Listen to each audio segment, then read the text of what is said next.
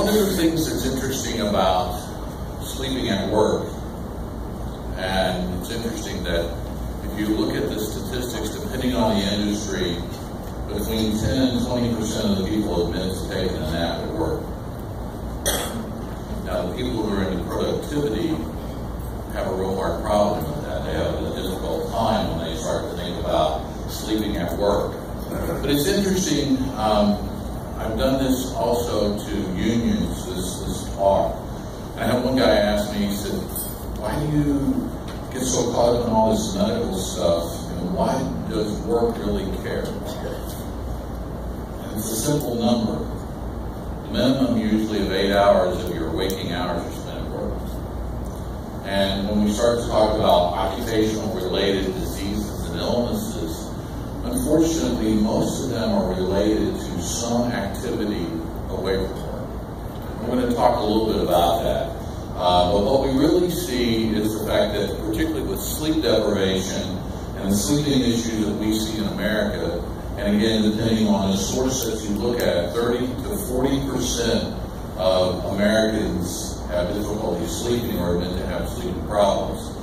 Interestingly enough, about 20% of Americans take some kind of sleep aid, and that's only the reported prescription list. And which I would tell you that that's probably the wrong drug to take, and yet we know that 20% of the people in this room probably are on a sleep aid of some sort. So let's talk about what are our objectives, what we're going to try to accomplish today in the next hour and a half. You guys are awake, that's good. I just want to make sure. The importance of sleep, what does it do for us, why do we stress that? And then the common sleep disorders and the medical issues. And you're going to find out that there's a huge connection in some of the very common medical problems that we treat. And then the consequences of workplace fatigue.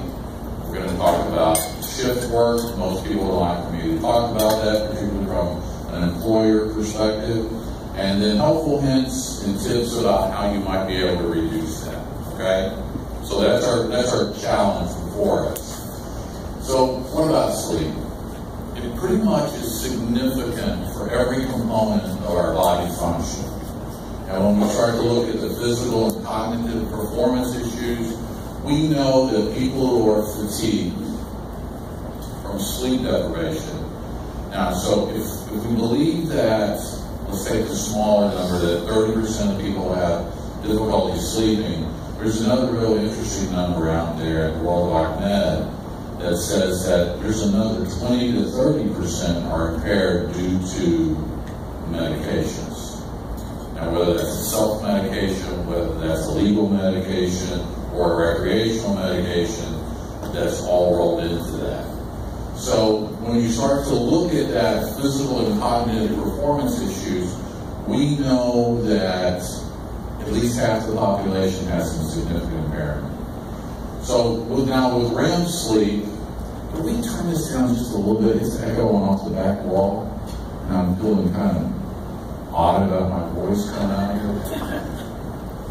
Okay, how's that? Everybody still hear me? Okay, great. It's not nice to hear yourself twice. So when we look at REM sleep, and it is REM sleep, we all hear about REM sleep. Everybody in this room, at one point or another, has heard somebody talk about REM sleep. That's the goal, the big area of sleep that we're all trying to get to while we sleep. But what's interesting is probably 50% of the people get to REM sleep. Pretty big number if you think about it. And so when we start to look at that, because REM sleep is significant because of this restorative property. Okay? So the other thing that happens, when I was in college, and I had this friend, a roommate who was an arts major, and all he did was sleep. And I used to say to him, I said, I don't understand that. You sleep about 12, 14 hours a day. Now, he didn't do well in school, in case you were wondering. But the reality is, though, these people have these issues associated with that. And if you look at artists, they typically don't sleep the normal world that we work at an 8-hour shift, and they don't typically sleep in those patterns. And they do some of their best work at crazy hours of the day and night. And so this is really important for this. We're going to talk about our children a little bit, and then these kinds of issues that come up. We know that tired people are not usually happy people. Okay? The grumpy person, I used to say to people, I like to know what you like coming through the door when I work with you. I don't want to have to guess.